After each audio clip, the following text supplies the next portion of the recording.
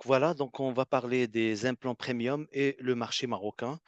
Donc, comme vous le savez, ça a été dit que ces implants intraoculaires premium, ce sont des implants qui sont capables soit de réduire ou de supprimer la dépendance aux lunettes après une chirurgie de cataracte. Donc, ce sont des implants qu'on peut classer soit par focalité, en monofocal plus, EDOF ou multifocal, ou une classification par leurs propriétés physiques en réfractive et en diffractive avec la possibilité de corriger l'astigmatisme. Mais on peut aussi, ça a été dit par Dr. Bkhali tout à l'heure, et là je vais vous présenter comment le faire. On peut jouer sur la correction de la presbytie en corrigeant juste les aberrations sphériques par un implant monofocal. Et là, aujourd'hui, on doit apprendre qu'il n'y a pas un implant monofocal, mais on doit parler d'un implant monofocal asphérique ou à asphricité nulle ou bien un implant sphérique. On a aussi la possibilité d'utiliser une mono ou une mini monovision et on a la possibilité de combiner par ce qu'on appelle le mix and match. On peut combiner deux technologies. Alors, au marché marocain, avant de parler du marché marocain, il faut savoir que l'introduction de ces implants dans le monde a été récente.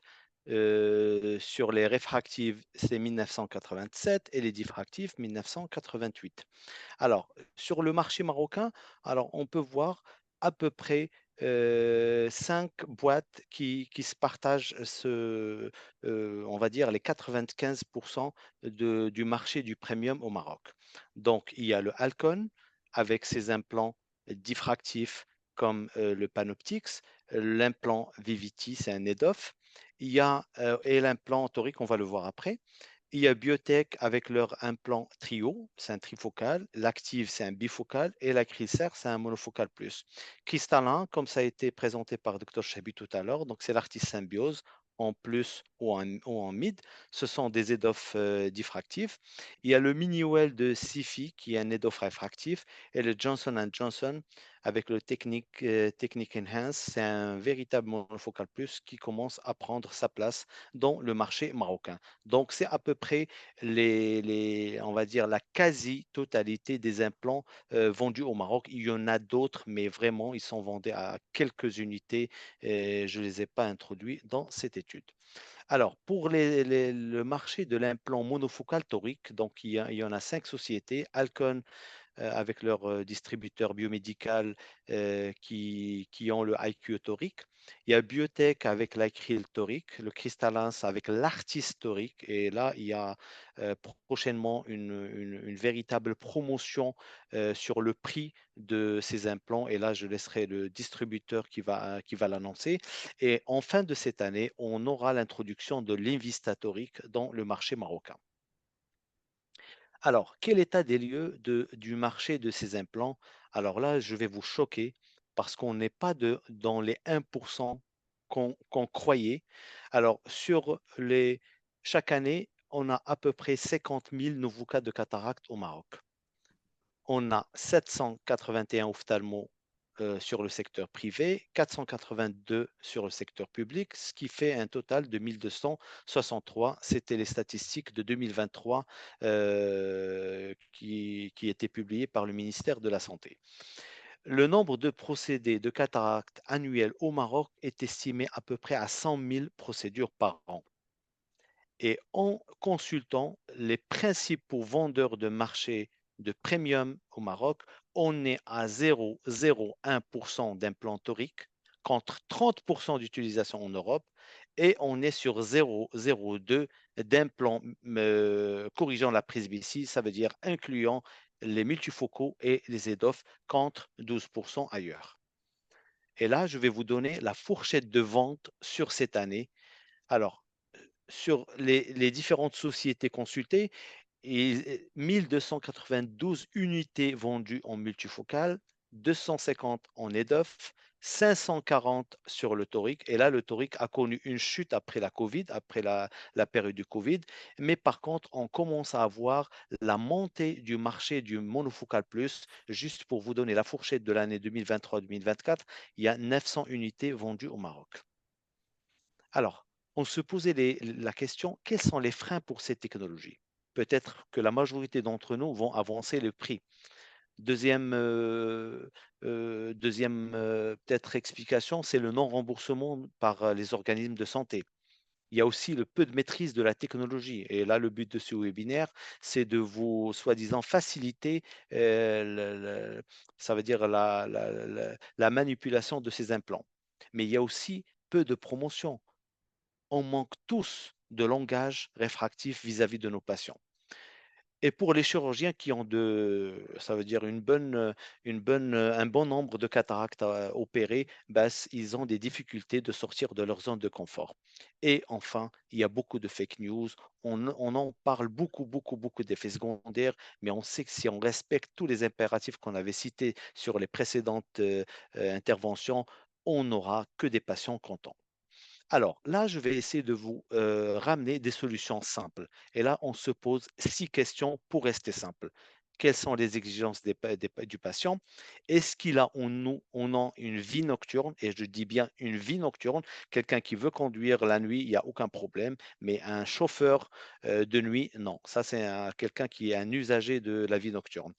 Le travail sur écran, juste pour se poser la question sur la vision intermédiaire, l'état de l'œil, juste par l'examen clinique facile, la surface, l'angle kappa qu'on peut juste estimer par l'ARK et le reste de votre examen clinique. Et une question très importante, est-ce il y a un besoin en vision binoculaire? Et là, on doit faire attention à certains profils. Et enfin, bien sûr, le budget du patient. Et là, on peut dresser des profils qu'on rencontre tous dans notre pratique quotidienne. L'implant torique est aujourd'hui une obligation et je dirais peut-être demain, ça serait une affaire médico-légale si on ne corrige pas une toricité. Là, je vais vous présenter un cas, un patient de 81 ans que j'ai opéré moi-même en 2021 pour une phaco standard de l'œil droit avec un implant sphérique standard. Ben, remarquez, il avait un 10 dixième avec moins une 25 à 45, ce que j'estimais un résultat qui est très très bien. Mais en se mettant une petite critique, quand même, il avait une acuité non corrigée de 4-5 dixièmes. Et là, lorsqu'on le passe à Light Trace, alors vous allez voir que, regardez, la qualité de l'optique, de la cornée, de la vision globale, ils sont bonnes, mais ils ne sont pas au top. Pourquoi? Parce qu'il y a ici une aberration sphérique cornéenne de 0,2. Et en introduisant un implant sphérique, on va rajouter à ces 0,2 et donc on va un petit peu brouiller la vision. Regardez comment elle est la qualité de sa vision finale. Le même patient, je l'opère en 2023, mais à ce moment-là, j'introduis un implant torique asphérique. Et regardez là, on était à 10 dixièmes sans correction, mais regardez la qualité optique de l'œil en utilisant un implant asphérique qui va réduire les 0,16. On va presque le mettre à zéro. Regardez la qualité du E si on le comparait à ça. Et vous allez remarquer que déjà un 81 ans, il a mis la différence, il a fait la différence entre le premier œil opéré et le deuxième œil opéré. Donc, je le répète, la correction de l'astigmatisme est une obligation aujourd'hui et ça sera une affaire médico-légale dans le futur proche. Alors, quels sont les profils qu'on rencontre dans notre pratique quotidienne? J'ai listé le premier profil, c'est le plus fréquent chez nous tous. C'est typiquement la femme au foyer, ça a été dit par Abdelrahman tout à l'heure, qui n'a aucune exigence en vision intermédiaire, elle n'utilise aucune tablette ni ordinateur, elle veut juste bien voir de loin, lire son Coran de près. Il n'a aucune vie nocturne, elle a un budget très limité et le reste de son examen est tout à fait normal. Alors là, c'est une bonne indication à un implant bifocal qui va avoir l'avantage de bien corriger le loin, le près, une bonne partage de lumière entre le loin et le près. On sait que le bifocal, il y a 40% dédié au loin, 40% dédié au près et il y a 20% de perte de l'énergie lumineuse. Le centrage doit être parfait et le prix est très intéressant, à peu près 1750 dirhams. C'est l'équivalent d'un monofocal plus. Le deuxième profil, c'est le même type de femme au foyer, mais qui utilise une tablette pour lire son Coran et qui a un budget qui se permet. Alors là, c'est le bifocal diffractif en mix and match comme l'artiste Symbiose qui aura l'avantage de lui donner les 3 distances de loin, de près et en intermédiaire avec une excellente qualité de vision, peu de phénomènes photiques avec un prix compris entre 4500 et 5000 dirhams. Là, c'est un implant Symbiose Mid et le plus. Alors, lorsque une firme nous vend un implant, bien sûr, toutes les firmes disent que leur implant est meilleur par rapport à l'autre. Mais nous, on a aujourd'hui notre propre façon de juger grâce à l'étude du Modulation Transfer of Function. Donc, cette Modulation Transfer of Function, c'est l'étude de la perte de contraste, ou on va dire le contraste en utilisant différentes fréquences spatiales. Et on peut faire passer les patients à travers ce système et dresser une courbe et à chaque fois que l'air sous la courbe est grand, eh ben, la qualité de l'implant est très bonne. Là, comme c'est un implant Artis Symbiose, et là, vous allez voir, là, c'est le MTF de la cornée du patient, mais là, c'est le MTF interne qui sous-entend le MTF du patient. Regardez, il est de 0,641, ça veut dire une excellente qualité. Donc là, le eye trace dresse ce qu'on appelle le red box, et à chaque fois que la courbe s'éloigne du red box, la qualité de l'optique est optimale. Le profil numéro 3, c'est le malade instruit qui lit beaucoup, qui travaille sur son PC et sa tablette, qui n'a pas beaucoup de vie nocturne et qui a un budget qui se permet. Et là, c'est typiquement l'indication un implant trifocal, soit le trio de Biotech ou le Panoptix de Alcon. Alors, ce sont des implants qui vont partager la lumière entre les trois visions. Ça a été expliqué par Madame Harouche tout à l'heure. Et donc là, c'est un bon compromis entre la vision de loin, la vision intermédiaire, la vision de près. Et il faut dire que ces implants diffractifs de dernière génération présentent vraiment peu de phénomènes photiques, mais il faut garder à l'esprit qu'il faut opérer rapidement les deux yeux.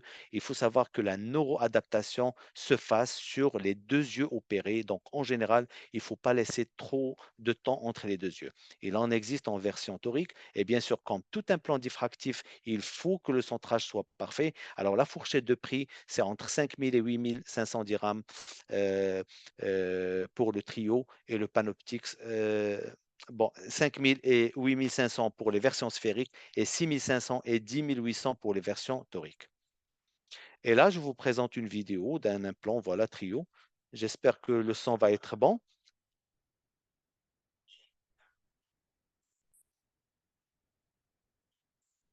Alors, vous allez voir que la lecture est assez fluide, correcte. Et là, on était sur un P2. Alors, lorsque je vais lui demander de passer sur un P2,5,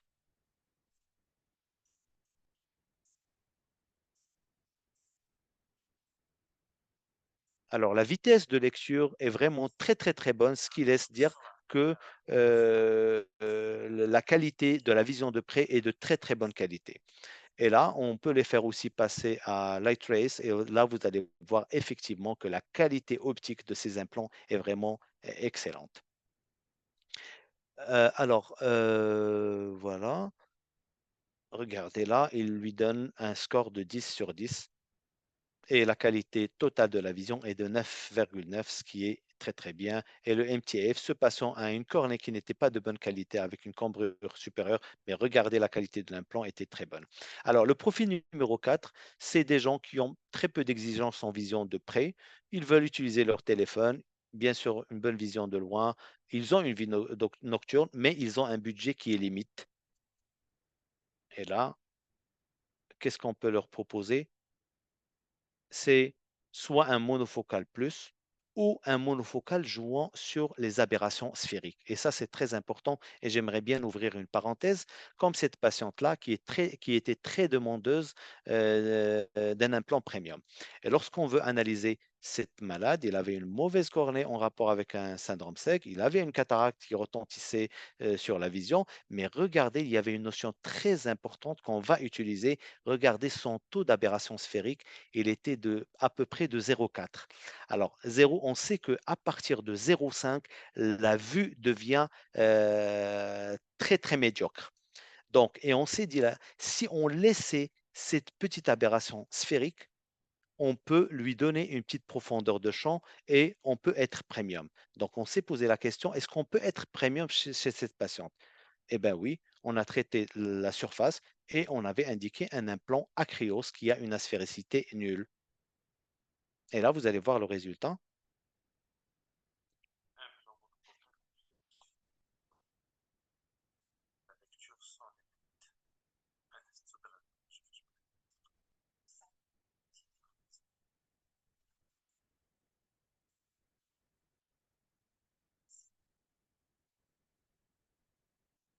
Là, on était sur un P5. Un P5 sans lunettes. Et quand vous allez voir, il n'avait pas de mini monovision. Sur les deux yeux, on était sur une réfraction presque hémétrope. Et là, vous allez voir même en vision de loin.